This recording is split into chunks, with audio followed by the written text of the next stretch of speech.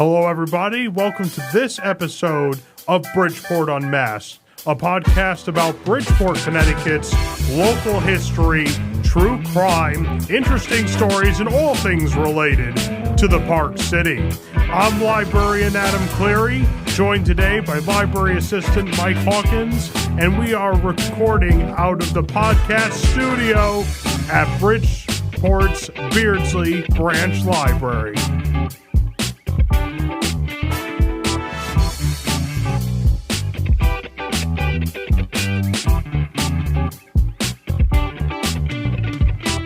All right, well, let's get started then, Mike. Thanks for coming on today. Should be a lot of fun. Awesome intro. Thank you. I appreciate that you liked the intro. The energy was great.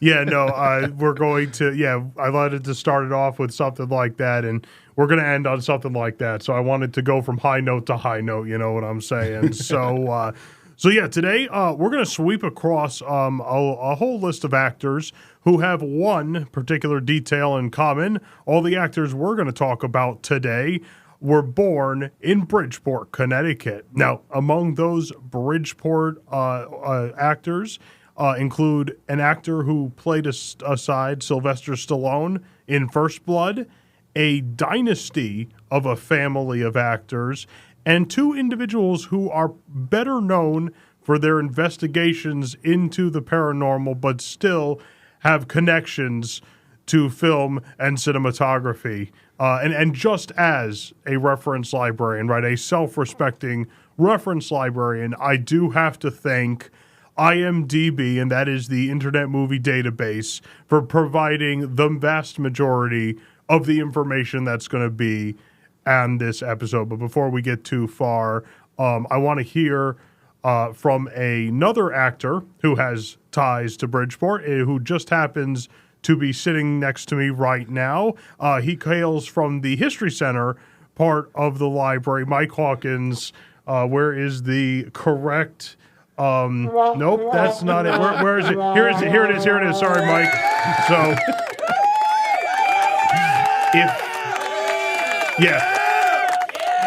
if you will forgive me, Mike, for that little mess up on the special effects there, why don't you tell us all a little bit about yourself? My name is Michael Hawkins. I am an actor as well as a library assistant in the History Center, Bridgeport Public Library. That's awesome, and you do some acting yourself. That's awesome. I really like the acting you've done, but I like the appearance on one of the best episodes of The Marvelous Miss Maisel. That was a fun episode. She was. That's the one I think where she was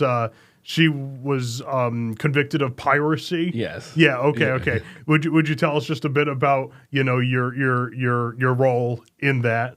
Well, there's a lot of history behind that episode. Originally, that was supposed to be my first speaking role in a TV show. Period. And then something happened with fireworks. Somebody had accidentally sent off fireworks, so they had to cut a lot of the scenes. And so we couldn't get the chance to film the scenes that I was going to actually get to talk with her. But it was a very fun day. It was an overnight shoot. We literally started from at 8 p.m. all the way to 4 o'clock in the morning. It was like a long night. Oh, such is the life of an actor. Yeah. How many, it's like, maybe you could correct me on this, but it's like, I was taped for 1 minute. So you were there for 1 minute? No, I was there for 10 hours. Well, yes, a long. But, the amazing process about that was actually getting fitted to fit in that era, the 1950s or the 60s, I think it was, to get fitted in the suit and to get the hairstyle and then to have the talk and the vernacular. Everybody is dressed the same exact way. It's almost like a time warp that we were in. It was just like when you got on set, even though we were on a real life boat, it was just like, whoa, what decade we're in? We were supposed to be in 2023, and now we're in 1950s. It was really fun though. Oh yeah, well, definitely. I'm thinking even more so because like it was all black, pitch black, and so you really didn't see any 21st century anything. Right. Yeah. So Yeah, no, that's pretty awesome. Like, see all the cars coming in there, all the old school cars, like to block off the whole street. Like there was one part where all the actors are waiting in the holding. We call them holding, and then we go and walking on set, and it's obviously in a live street. But when you turn the corner, every house was rebuilt, done to look like it was old school era. That all the cars down the street were like right from that 50s era, and it's just like. It almost feels like you're just in a time machine. It's really nice to see all that. And they had the people set up to like looking at like doing the music or doing the just talking or just doing anything that of that time period. It just really good. A really good time to see that. Yeah, no. So yeah, if you're there for 10 hours for a 1 minute recording, I imagine the crew and the set people were there for 3 weeks for that. 1 minute recording, yeah. So very solid. Well, that's awesome, Mike. And we'll pop more in and out of that as it naturally comes up. But let's talk about some actors, big screen actors, or those involved some way in cinematography that were born in Bridgeport. And first, I wanted to start with Brian Dennehy, and.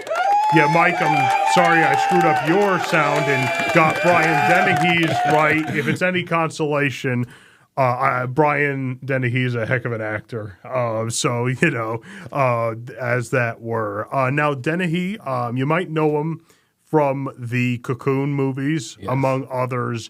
How I know him is through First Blood, which is a pretty amazing movie. I'm not sure if you're familiar. Of course. Of course you are. Okay, so anybody who's out there, without spoiling it too much, just enough to get you hooked. So he acts alongside Sylvester Stallone, and Stallone plays an itinerant Vietnam veteran, definitely messed up in the head because of what happened over there, and he's just kind of drifting from one city to a city, and then he gets to this one town where Brian Dennehy plays the sheriff, and he is just as the sheriff just does not want this vagrant, as he sees him in the town. Eventually, Stallone's character gets arrested, and Stallone, we'll just say, doesn't take that sitting down.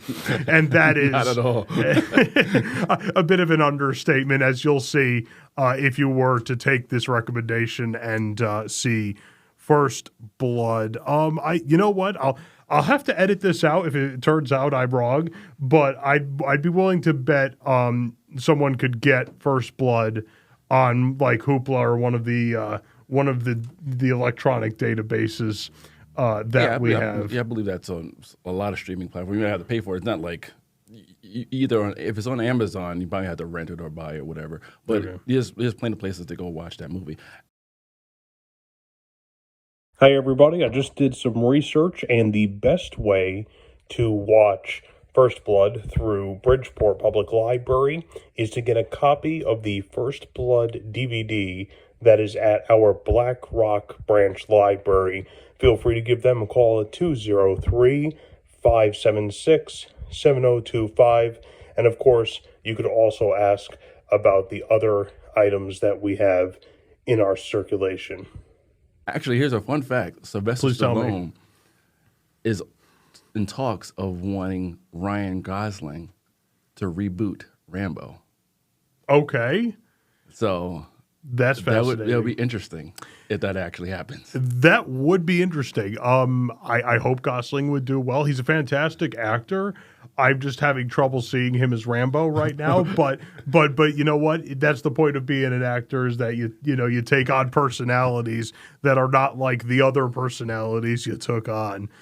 Yeah, no. Okay, cool. Well, Mike, if that ever happens, let me know, please. Yeah. That would be very interesting.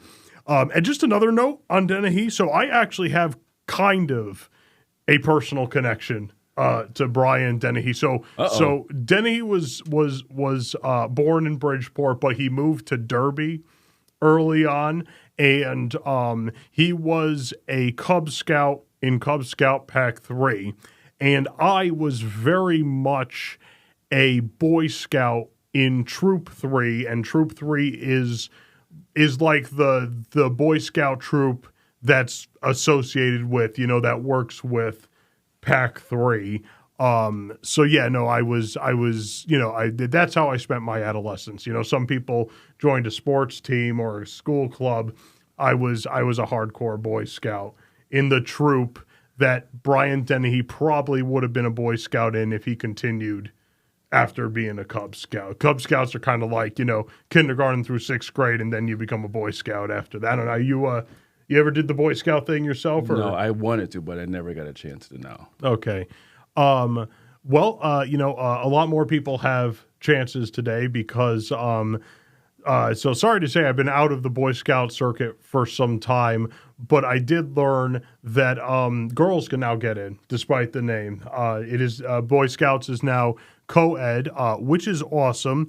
I got a reminder about all that the other day. I was meeting with representatives from Bridgeport Boy Scouts troops 34 and 38 and Cub Scout Pack 24. So those are some of the scouting in Bridgeport opportunities. And if anybody's out there looking, for your kid, and I used to say boys, but now for your kid to join Boy Scouts, I would definitely recommend looking up their Facebook pages. That's where you get the most information from.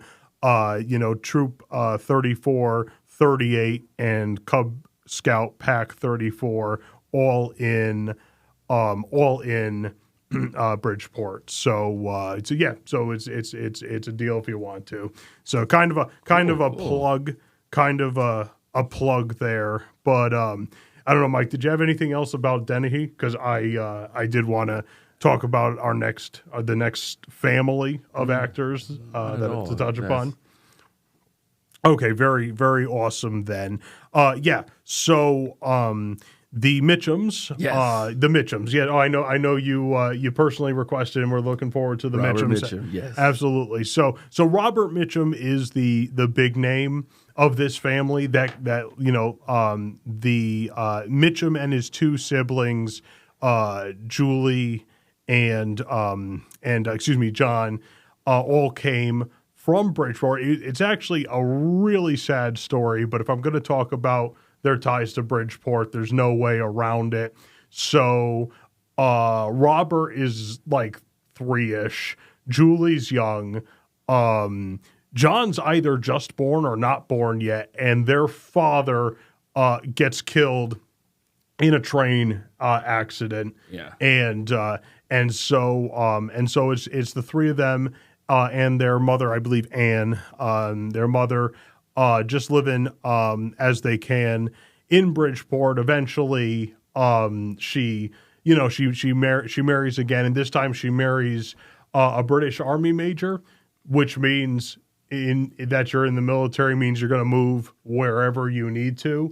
So yeah, so kind of like Dennehy, actually, life circumstances got him out of Bridgeport at a relatively young age. But so I mean, Robert Mitchum is the name. I'll be completely honest. I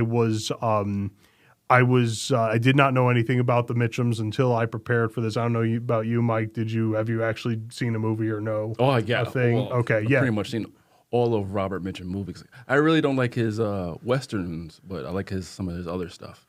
Okay, like Cape Fear, The Night of the Hunter. Those are must watches. Okay, so the horror is the way to go if you're going to Horror, see. the drama. He did a romantic comedy for a change with Harry Grant, which was really nice.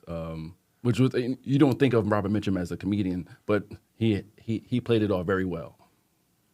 Okay. Well, yeah. Again, I from what little I've heard that I did not picture him as comedic, but if you're an actor of his level, and he from what I found out, he really couldn't be topped, which actually caused some family drama. Like both his kids, were Robert Mitchum's children, so they had the at once blessing and curse of like, oh, you have an in into the acting, into cinematography and the acting world, but immediately you are under your father's shadow. And neither of them really ever got out of that shadow. They were kind of smaller roles, and they were Robert Mitchum's kids. And kind of the same with his siblings, Robert's siblings, Julie and John. Julie, so as kind of a theme in the Mitchum family, they dabbled in acting, but that wasn't really like their passion like it was for Robert. The only Mitchum that I found that was really that was close to as accomplished as Robert was his brother John. Right. And actually, it looks like one of the biggest things he's known for isn't even his appearance on a screen in any film. He wrote a poem that, if I'm not mistaken, some people have said should be the American poem, the poem of the United States. The poem is called "America, Why I Love Her," and it's written by him, and it's said by John Wayne, and John Wayne actually produced an album of John Mitchum's poetry, but read by John Wayne. Oh, wow. And I listened to, so far I've listened to specifically America, Why I Love Her, and it's fantastic by John Wayne. And in fact, though I would never make a claim to get close to or do justice to John Wayne, I was hoping you wouldn't mind terribly if I gave all the good folks out there a taste of John Milton's writing ability in what is his most famous poem, America, Why I Love Her.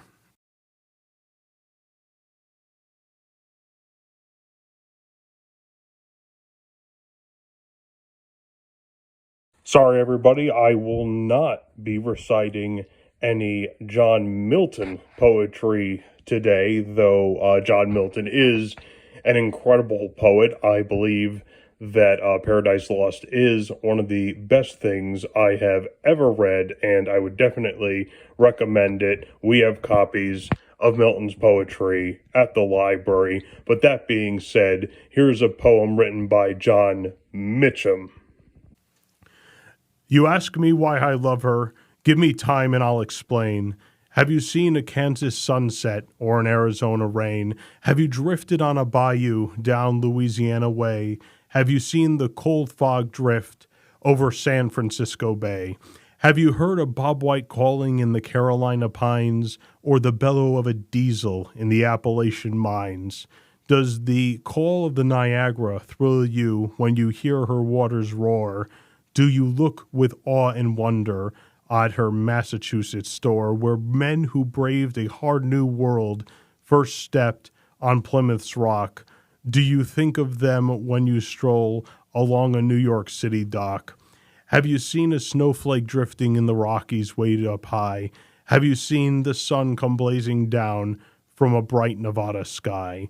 Do you hail to the Columbia as she rushes to the sea? Do you bow your head at Gettysburg at our struggle to be free? Have you seen the mighty Tetons? Have you watched an eagle soar? Have you seen the Mississippi roll along Missouri's shore? Have you felt a chill at Michigan when on a winter's day her waters raged along the shore in thunderous display? Does the word aloha make you warm? Do you stare in disbelief when you see the surf come roaring in at Waimea's reef? From Alaska's cold to the Everglades, from the Rio Grande to Maine, my heart cries out, my pulse runs fast at the might of her domain. You ask me why I love her, I've a million reasons why. My beautiful America beneath God's wide, wide sky. And yeah, that was some John Mitchum right there. And it's obviously literarily very good, but I kind of like this poem just because there's a lot, you bring up the U.S. or you think about it or talk about it these days, there's a lot of negativity going on. Right. I kind of like just, those like 5 or 6 straight stanzas of positive associations with our country. So I really appreciated that. And that's, so there you go. So some work by John Mitchum there. Very talented family. It's funny to think about Robert Mitchum. You wouldn't, if you know his childhood, you would not think he would eventually become the man that he became later on in his life. But he was kicked out of school from elementary school and then high school from fighting all of the time. And then this guy eventually becomes a great actor, and he just does that throughout his whole entire life, just role after role after role, just keep hitting those marks. Obviously, his rebellious, I think it's well known about his affairs that he had when he was married and how his wife stuck with him throughout the whole entire thing that he was going through. So a lot of his roles that he has been through, like if you ever watch Ryan's Daughter, or if you ever watch Home from the Hill, those are very heartbreaking kind of emotional layered characters that he has played, and it's almost like a reflection of what he may have gone through, or where he may have felt, or the emotions that he never got the chance to show. So, I mean, this is very talented family in general. His sister, her last role was House on the Haunted Hill, and I think she only had like seven movies, but she did a really good job in the movies that she was in. Probably my favorite out of all the movies of Robert Mitchum, one that I suggest that everybody watch is Out of the Past. I mean, he knew how to be cool. He knew to have the swag, just his look. There's a lot of times where he is doing these performances where it's not even what he's saying. It's just how he looks or he turns, way his body language was. And he really downplayed his character, but it really helped the supporting cast be elevated because they got to play off of that, him not being so serious, but also being this cool, suave kind of guy, and then everybody else is just elevated, trying to just get more out of him, but he just won't give it to them. It's just a phenomenal performance. And as well as, I don't know if you know about the Night of the Hunter, he didn't even want to do that role. Okay. The director gave him a glass of bourbon, and he said, "Can you do this role?" and he said, just because he got the glass of bourbon, that was his reason to do the role, because he got a glass of bourbon. Kind of sounds like the Robert Mitchum I came to learn about these past 3 weeks. That's the Robert Mitchum, like that cool guy. And interesting also, that movie, even though it's highly regarded right now, when that movie came out, it was a critical failure. Mm-hmm. It failed on every level. The critics hated it, the fans hated it. Yeah. But then after about 30, 40 years, when people went back and look at it, now it's like a classic. You cannot look at that. So many influences, the love, hate. You can't watch that and not look at Spike Lee's movie. You cannot look at that and see the influences that he had with Scorsese. You cannot. That movie was so influential. Everything from the cinematography and that line, "Don't he never sleep," is so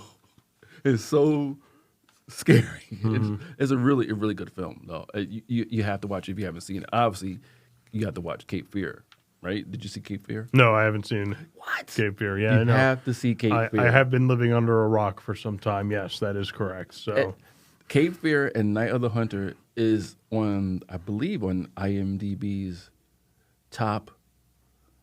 I think it's top. He's in the top 20 of villains for those two films. I think it's in the top. Okay, well that's saying something. Yeah, I mean, regardless, he's on that list of like the top villains, and it goes to show you his performances in those films are second to none. And G.I. Joe was his only Academy Award nominee. I don't know if you know that, but I did find that out just preparing for today. Yeah, I was like, what? That's your only performance. And apparently people are upset about that. Yeah. It's like he kept for like at least 10-year span, every movie that he did was like, this guy should be winning every award, and not get nominated. Yeah. It's just frustrating. Yeah, no, but he did underplay to the effect that Patton was a movie, and he was about the World War II general, and he was approached to be General Patton, and he declined that role. Oh, I didn't know on that. the basis that he felt that his character, the cool, subdued good guy, would not do the historical General Patton justice, because cool, calm dudes are the guys you want to have your back in a fight, but not leading tanks on the battlefield. So that's how that happened there. Yeah, I guess. That may be a right choice for him to not do that, because the last movie, when you see him in G.I. Joe, he does show. I mean, he could have been more of an intimidating, or he could have probably played Patton right. If you look at Cape Fear, he could have that kind of that demeanor of that authoritative demeanor like Patton did. He could have had that. I think. But I have to see Cape Fear to you have to see determine that. Cape Fear. Like, and if you go by G.I. Joe, he plays so much of a vulnerable character that just doesn't take any crap. Like, give these guys turkey, give these guys cranberries, but then he does it in a very cool, calm way, but at the same time, very forceful. Okay, so maybe seeing G.I. Joe then would be the best determination of if he made the right decision about Patton. And yes, here's another thing that connects to Bridges Meredith is also in that film, who was Rocky Strainer. Oh, Sylvester Stallone. Oh, I forgot his name in the movie. Was it Paul? Not Paulie. What's the stranger's name? No, Paulie was his friend. Paulie was his friend. buddy. Was Adrian's brother, I think, right? Yeah. Was Paulie. Oh my God, I forgot the trainer's name. Oh my gosh, that's weird. So, that's it'll come up about 30 seconds after we end this podcast. Is what's going to go on there. Awesome, and obviously another.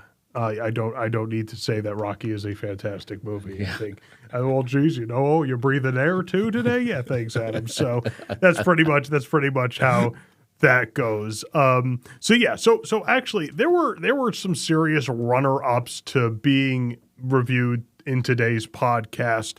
I was thinking, Alexandra Breckenridge, who's doing Virgin River. Which is a Netflix series right now. She was from Bridgeport.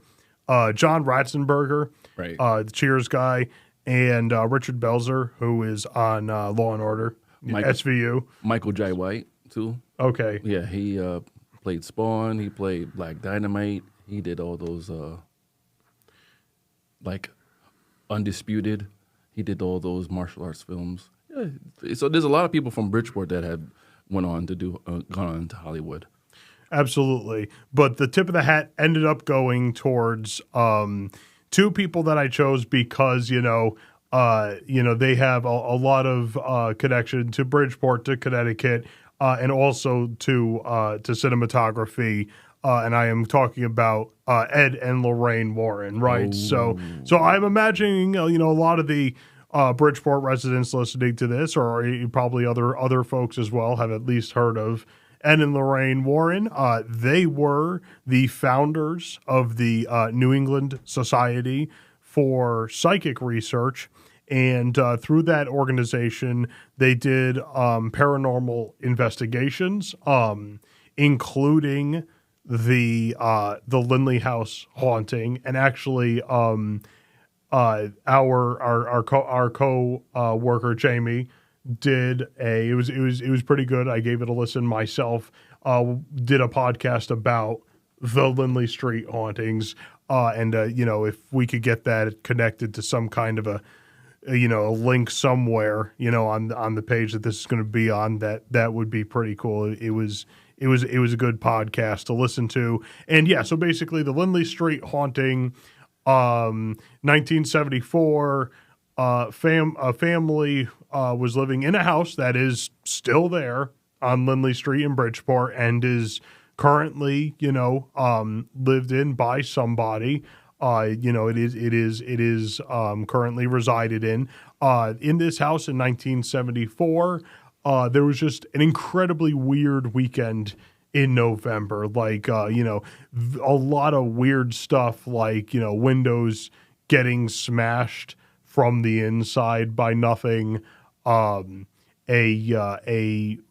refrigerator. I gotta like this one. The refrigerator lifting about 6 inches off the ground by no apparatus and then being put back onto the ground by it exactly square with how it was before. And then there were the knives. My favorite were the knives. These knives just kind of came up and flung themselves at the members of the family. So a lot of stuff that's like, this would have been hard to hoax. I'm not sure what's going on here. And among the various people and officials and officers and all that who came to investigate the scene of these weird things were Ed and Lorraine Warren. So they came. That's probably one of their biggest things that they did in Bridgeport, other than being born here, right?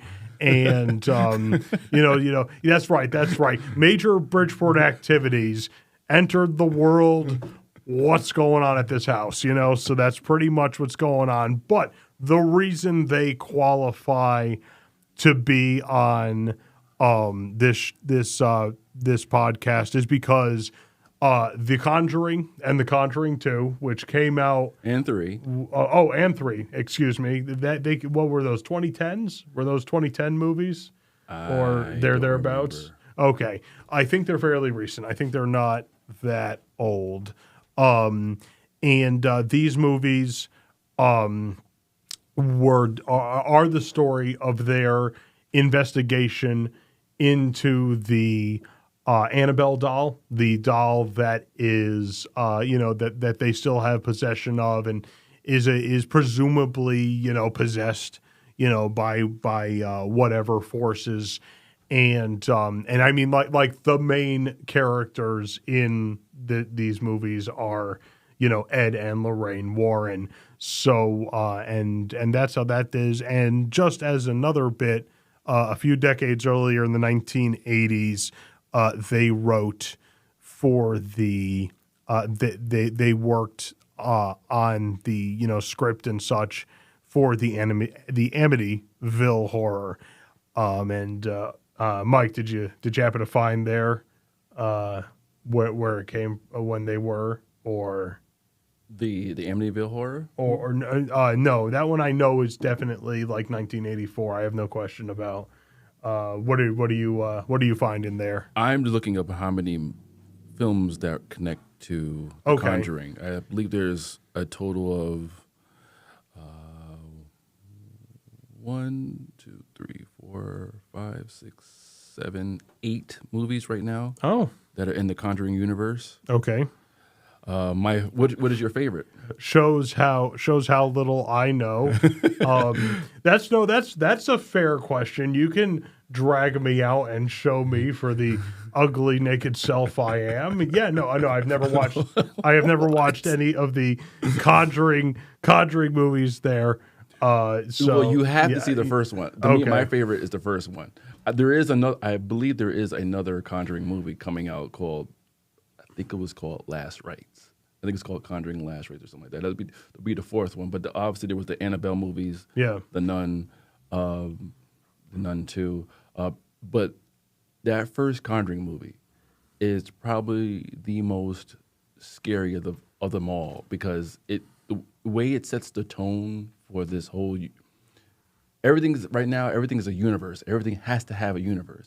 I don't think really the stories from Ed and Lorraine Warren need to have multiple movies, because then you're just trying to outdo it, and it turns into more of an action thing as opposed to playing a real serious what actually happened. Like, if you watch the first movie, it's more about the story. It's not trying to outdo anything else. Conjuring 2 comes out, and to me, other people may feel differently about it. It just feels like they were just trying to outdo the scares, and then same thing in the next one. Let's try to outdo the scares, jump scares. Whereas let's talk about the story. And there was another movie too. I don't think it connects to the Lorraines, but it was called the Haunting in Connecticut. I think that may connect with Lorraine and Warren. I would have to do a little more research on that one, but yeah, me itself. Well, it's a good thing that we work in a library, not a bad place for researching. And yeah, no, I mean, it would be cool also to see if they had anything to do with the movie that was about the demonic possession. The person got based on a true story. The demonic possession guy claimed the demonic possession caused him to murder somebody, and they tried in a court of law. The defense tried to argue for not guilty by means of demonic possession, and the judge ultimately, technically a spoiler alert, but you're not going to be too surprised about this. The judge eventually said, you can't use demonic possession as a legal defense for murder. So that's how that went. Andy Griffith was in that movie. Okay, so to wrap up your suggestions to me, you want me to watch The Conjuring. You want me to watch that Robert Mitchum movie, The Night of the Hunter, and Fear, and you want me to never be able to sleep again. Is basically your suggestions and your goals for me when I head out of this podcast room. Just get the popcorn, watch some SpongeBob after, you'll be fine. Okay, great. Actually, not for nothing, I've seen some SpongeBob episodes. Sorry, Nickelodeon fans. I might want to do The Conjuring instead. So there are some bizarre SpongeBob episodes, yeah, like when he goes to rock bottom, like what's underneath Bikini Bottom, and there's just weird creatures there. I don't know. That was kind of problematic for me as a younger person. So that's how that goes. Yeah. So Mike, that's what I have. Did you have anything to throw out there? I know we were talking briefly about like maybe you wanted to give some like pointers to aspiring actors. And well, I mean, if there's know. any actors out there, the first piece of advice I would say for any actor is to don't put yourself into one category. Don't think I'm just a comedic actor or a serious actor. Try to do different roles. Try to seek as many different genres as possible and just hone your craft. Experiment, try new things. Don't just say, oh, I'm just going to be this serious type actor. Well, do some comedic roles, do some lighthearted stuff. Acting is really about letting yourself go and you allowing the character that you're reading in the script to be portrayed on screen. So you kind of have to distance yourself and it's a level of vulnerability that you really have to have. So that would be the first thing I would say is get as much experience as possible first. Obviously, take some training, take some classes as much as possible. And then it's one of the very few crafts that you get to actually watch the masters at it.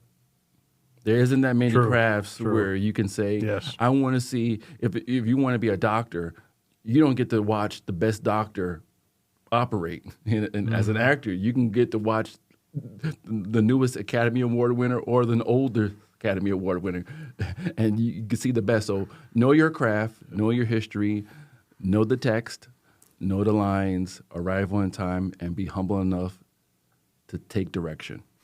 No, absolutely. A lot of great points there. I mean, no violinist will ever will ever be able to hear Vivaldi play. Sorry about that.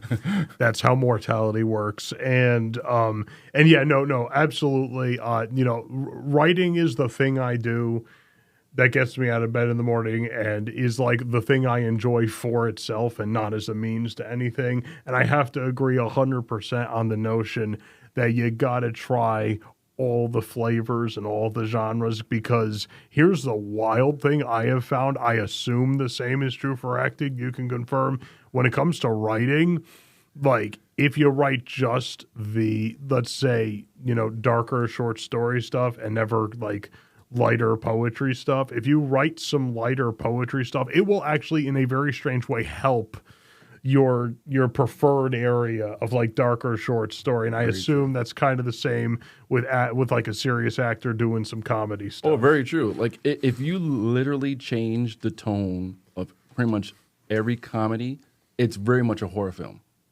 Like Willy Wonka is very much a horror film.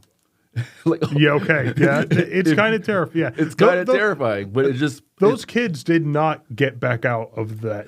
Charlie was the only one who survived that. Yeah. Let's be honest. Yeah, Roald Dahl was a strange man, right? But he probably got that way by trying lots of stuff. So try different things and explore. Watch all the greats. Steal from one is plagiarism, but stealing from many is research. Mm-hmm. I like it, and I live by that. So when I do my writing and stuff, that's awesome. So I don't know. You have anything else, Mike? No, I'm good. Okay, cool. Well, on that note, everybody, this guy is Mike Hawkins. I'm Adam Cleri. Yeah. And this has been an episode of Bridgeport Public Library's podcast, Bridgeport Unmasked. Join us next month for an exploration of some other topic. And it can be any topic as long as it has to do with Bridgeport, Connecticut. Local history, true crime, ghost stories, who's who. They're all fair game as long as they have to do with Park City. The best to you all until we meet again here on Bridgeport Unmasked.